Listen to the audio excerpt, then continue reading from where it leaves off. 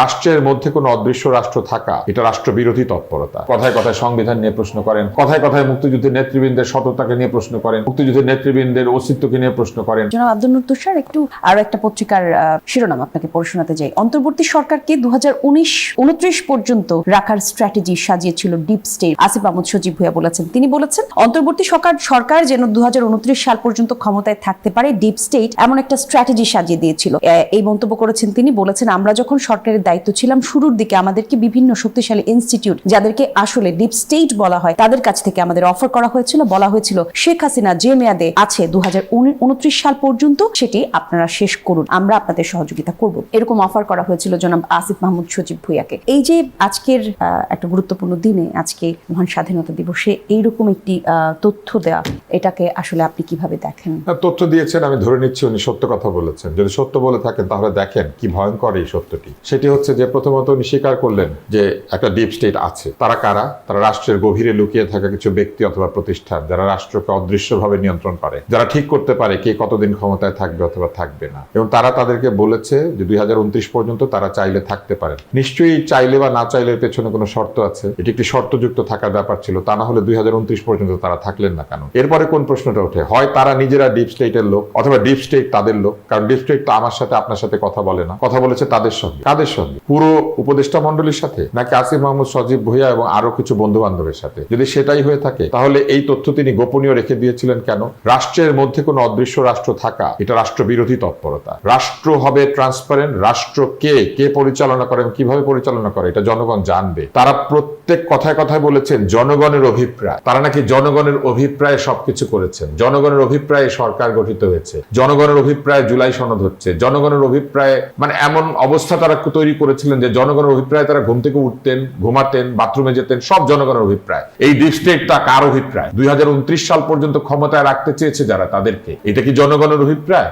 তার মানে উনি স্বীকার করলেন যে জনগণের অভিপ্রায় তাদের পেছনে ছিল না। কিছু মানুষ অথবা কিছু গোষ্ঠী অথবা কিছু স্বার্থান্বেষী মহল, যারা ডিপ স্টেট হিসেবে উনি নিজে উল্লেখ করেছেন, তাদের অভিপ্রায়ের উপরে তাদের থাকা না থাকা নির্ভর করে। এবং এই বিষয়টি অত্যন্ত, আমি মনে করি যে গুরুত্বপূর্ণ বিষয়, এবং এইটা তাকে পরিষ্কারভাবে খোলাসাভাবে বলতে হবে কারা সেই ডিপ স্টেট। রাষ্ট্রের ভেতরে লুকিয়ে থেকে আমাদের মতো সাধারণ জনগণের জীবনকে কেউ নিয়ন্ত্রণ করে, যারা কেউ যদি করে অথবা চেষ্টা করে, আমরা জনগণ হিসেবে এই প্রশ্নের উত্তর চাই। তিনি তো এটা লুকিয়ে রাখতে পারেন না।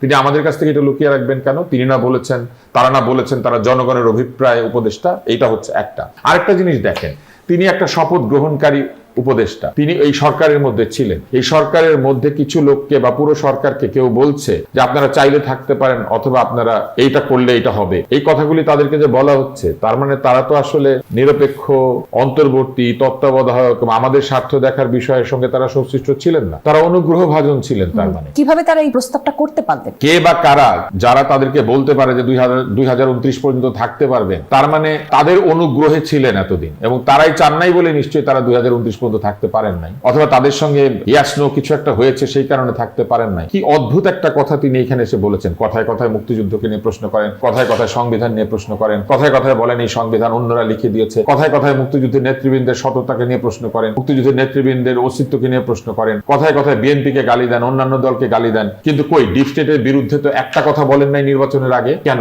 আপনারা জনগণের স্বার্থ দেখার কথা ছিল। আপনারা বলেছেন আপনারাই জনগণ, আপনারা বলেছেন আপনারাই জুলাই যোদ্ধাদের প্রতিনিধিত্ব করেন। এই ডিপ স্টেট আছে, এই কথা কি জুলাইয়ের শহীদরা জানতো? এই জুলাইয়ের শহীদরা কি তাহলে ডিপ স্টেটের ইচ্ছা বা ডিপ স্টেটের আগ্রহে প্রাণ দিয়েছে? এই প্রশ্নগুলি কি ভয়ঙ্কর, এবং এই প্রশ্নগুলি তার এই বক্তব্যের মধ্যে দিয়ে উত্থাপিত হয়েছে। তাহলে এই প্রশ্নগুলি যদি উত্থাপিত হয়, এই প্রশ্নগুলির উত্তর তার দেওয়া উচিত। কিন্তু আমি আপনাকে এই অনুষ্ঠানে বলি, তারা এই প্রশ্ন উত্তর দিবেন না। তারা এখন বসে বসে আবার তাদের সাথে কথা বলবে যে 2029 পর্যন্ত রাখতে চেয়েছিলেন, রাখলেন না কেন? তাহলে যেহেতু রাখেন নাই, তাহলে একটু 2035 পর্যন্ত একটু চিন্তা করেন। এই তথ্য লুকিয়ে রাখা আমি মনে করি রাষ্ট্র বিরোধী একটি তৎপরতা। এই তথ্য তিনি লুকিয়ে রাখতে পারেন না। রাষ্ট্রের অভ্যন্তরে লুকিয়ে থেকে যারা রাষ্ট্রকে নিয়ন্ত্রণ করে, তারা জনগণের বিরোধিতা করে, তারা জনগণ বিরোধী, জনস্বার্থ বিরোধী এবং রাষ্ট্র বিরোধী। তাদের পরিচয় তার জানানো